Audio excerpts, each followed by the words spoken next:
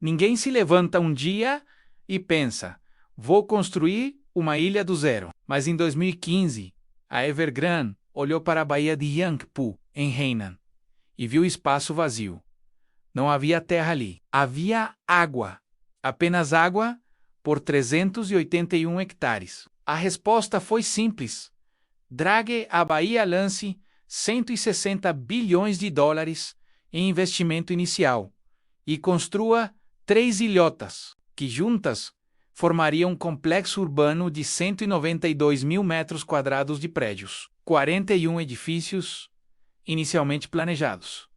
Depois, centenas. A ilha que vocês veem hoje, menos, com suas ruas, seus apartamentos de $50 por mês, seus quiosques, não existe na natureza. Ela foi construída pedaço por pedaço, tonelada por uma máquina urbana de engenharia. E agora, ninguém mora lá. Bem-vindo a Aiwa, a ilha mais cara que ninguém quis habitar. A Baía de Yangpu não era vazia por acaso. Ela era rasa menos média de 3 a 7 metros de profundidade e atravessada por correntes oceânicas fortes. Para construir 3 ilhotas em conjunto, a Evergrande precisava resolver problemas de engenharia que não tinham precedentes no tamanho dessa escala.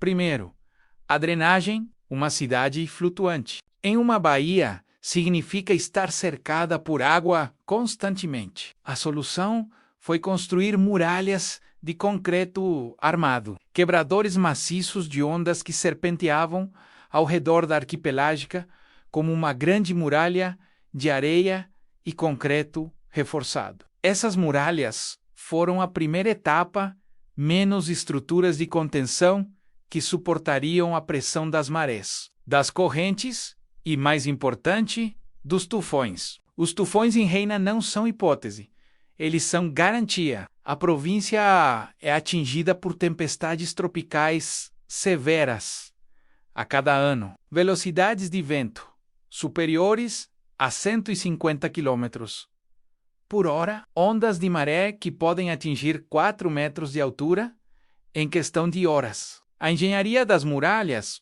precisava resistir a essas forças. Os projetistas calcularam que cada metro quadrado de muralha enfrentaria aproximadamente 2.500 kg de pressão em uma tempestade severa. Para isso, usaram concreto de alta resistência, menos classe C50, que suporta 50 megapascais, e as muralhas foram construídas com profundidade de 8 metros abaixo do nível do mar, ancoradas em estacas que penetravam 25 metros no leito oceânico. O segundo problema, a subsidência. Quando você coloca estruturas pesadas sobre leito marítimo, especialmente em área de lame-areia, o solo se comprime. Um edifício de 10 andares pesa aproximadamente 5.000 toneladas. 300 edifícios, isso é 1,5 milhão de toneladas pressão o leito oceânico. A equipe de engenheiros previu subsidência de 20 a 40 centímetros ao longo de 10 anos se não tratassem o solo. A solução foi injetar uma mistura de silt fino e cimento no subsolo antes de construir qualquer estrutura, menos um processo chamado grouting, que solidificava o leito e reduz subsidência para 2 a 5 centímetros. Testado em simulações de laboratório, o método funcionou em escala pequena. Implementado em 381 hectares, ninguém sabia ao certo o que aconteceria. O terceiro problema era mais simples, mas mais visível. A forma Evergrande decidiu que a ilha deveria ser em forma de flor.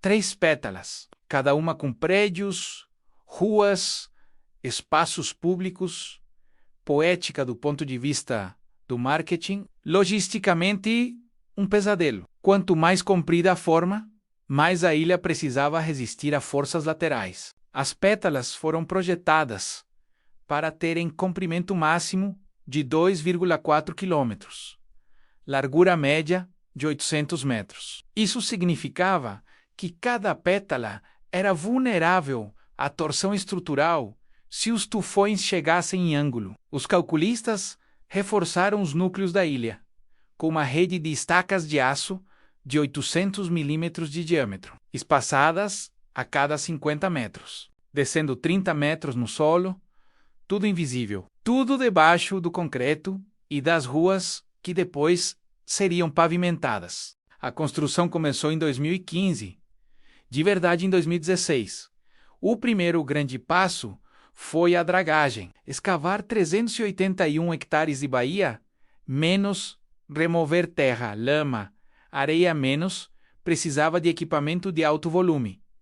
A Evergrande trouxe navios draga de última geração, navios que bombeavam lama e água a uma taxa de 8.000 metros cúbicos por hora. Trabalhando 24 horas por dia, levou aproximadamente 18 meses para remover e redirecionar material suficiente para elevar o nível do leito em 3,5 metros, o suficiente para manter as futuras estruturas acima do nível de maré alta e protegidas de inundações de tempestade típica. Enquanto a dragagem acontecia, pilotos de construção começaram a testar a teoria do grouting em setores específicos. O concreto de alta resistência foi despejado em padrões em grade menos cada setor testado, monitorado com sensores de compressão, depois comparado com simulações computacionais. Aqui apareceu o primeiro grande fracasso. As simulações previam que o concreto alcançaria força máxima em 42 dias. No canteiro, levou 56 dias. Por quê? O oceano esquenta mais lentamente que água em laboratório, e isso afeta o tempo de cura do cimento. A proporção água-cimento precisava ser ajustada. Levou 4 semanas de testes adicionais para acertar a fórmula menos uma pequena mudança, mas que afetaria todo o cronograma de construção. Enquanto isso, a primeira muralha de contenção começou a ser construída. Blocos de concreto pré-fabricados, cada um pesando 120 toneladas, foram montados em posição, usando guindastes flutuantes especializados. Cada bloco precisava ser colocado com precisão de 5 centímetros. Qualquer desvio maior comprometeria o encaixe com o próximo bloco. Foram 850 blocos no total para completar o perímetro. O trabalho levou 9 meses. Em seguida, o preenchimento interno, menos areia drenada de qualidade controlada, camadas de geotêxtil para estabilidade, compactação mecânica até 95% de densidade teórica máxima. A cidade começou a tomar forma em 2018. Os edifícios não eram construídos em madeira ou aço apenas. Cada funda era um pequeno ato de engenharia. Sapatas de concreto de 25 metros de profundidade, ancoradas em pilar que penetrava até a camada de solo consolidada, aproximadamente 18 metros abaixo da superfície. Cada edifício foi calculado para ter fator de segurança de 25 contra subsidência desigual, significando que teria de sofrer 2,5 vezes mais carga que o esperado antes de falhar. O sistema de drenagem urbana foi instalado paralelamente aos edifícios, canais subterrâneos, bombas que funcionam 24 horas, reservatórios de água que capturam excesso de chuva durante tufões. A Hainan recebe 1.600 milímetros de chuva por ano, muito acima da média chinesa. O sistema de drenagem foi projetado para 2.400 milímetros, menos 150% acima do normal. Para dar margem, nada preparou a equipe para o que aconteceu quando a primeira onda de tufão real atingiu a ilha em 2019. Durante a construção, a ilha ainda não estava completa, menos apenas 40% do projeto estava estruturado. O tufão trouxe ventos de 135 km por hora e chuva de 380 milímetros em 48 horas. Expectativa dos projetistas? Nenhum dano significativo. Realidade, as muralhas de contenção experimentaram deformação permanente de 2,3 centímetros em 5 setores diferentes: pequeno, visível, grave. A análise pós-tempestade revelou o problema. As muralhas foram projetadas como estruturas rígidas, pensamento de engenharia estática, menos suportar carga permanente. Mas tufões não são carga permanente. São pulsos de força com frequência de oscilação. As muralhas precisavam se flexionar levemente sob o impacto, absorvendo energia ao invés de resistir rigidamente. A solução proposta foi adicionar junções elásticas de borracha sintética entre os blocos de concreto, amortecedores de 5 centímetros de espessura, capazes de absorver movimento de até 7 centímetros sem transferir toda a força para a estrutura adjacente. Mas implementar essa solução em estrutura já parcialmente construída era impraticável. Teria de desmontar seções das muralhas, reinstalar amortecedores, reconstruir, projeto de 8 meses adicional, $200 milhões em custo extra. Evergrande rejeitou a solução completa inicialmente. Ao invés disso, instalou amortecedores só nos setores que sofreram deformação e, nas próximas 200 unidades de novos blocos, uma solução parcial que deixaria a ilha com resistência desigual a futuros tufões. O segundo grande fracasso veio da corrosão de concreto. A água do mar é salina, menos cloreto de sódio, magnésio, potássio. Esses íons penetram concreto ao longo do tempo, especialmente se a água fica estagnada ou em ciclos repetidos de molhagem-secagem. Os inspetores descobriram, em 2020, que o concreto em setores das muralhas mostrava começar a eflorescência, saída de sais minerais através da porosidade do concreto, em apenas 4 anos de exposição. A análise indicou que o tempo de vida da estrutura nessas áreas seria reduzido de 80 anos para aproximadamente 45 anos se nada fosse feito. A resposta foi aplicar revestimento epóxi, um polímero protetor que forma barreira impermeável entre concreto e água salgada. Mas esse revestimento tinha custo de $150 por metro quadrado e as muralhas tinham aproximadamente 45 mil metros quadrados de superfície. $7 milhões adicionais. Além disso, o revestimento precisava de reaplicação a cada 15 anos. A ilha, que era supostamente uma estrutura eterna, precisava de manutenção contínua para sobreviver.